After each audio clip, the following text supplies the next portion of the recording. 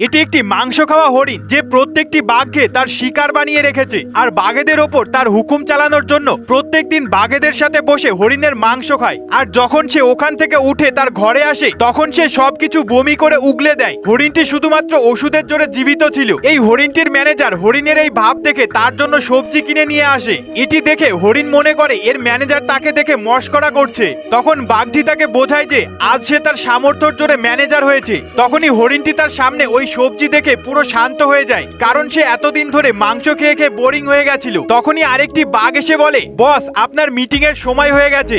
আর যখনই হরিণটি তার ঘর থেকে বার হয় তখনই একটি বাঘ তার রং দেখানো শুরু করে দেয় আর তার ম্যানেজারকে বলে একটি হরিণ আমাদের বস কি করে হতে পারে, আমরা হরিণটিকে মেরে কেন খেয়ে নিই না। এটি শোনা মাত্রই তার ম্যানেজার ওই ব্যক্তিকে দেওয়ালের সাথে গলা টিপে ধরে আর মুখ সামলিয়ে কথা বলার জন্য বলে, আর এটি বলতে বলে এইরকম ভুল যেন সে আর দ্বিতীয়বার না করে। তাহলে হরিণ কি জঙ্গলের রাজা হতে পারে? অবশ্যই কমেন্ট করে জানাবে।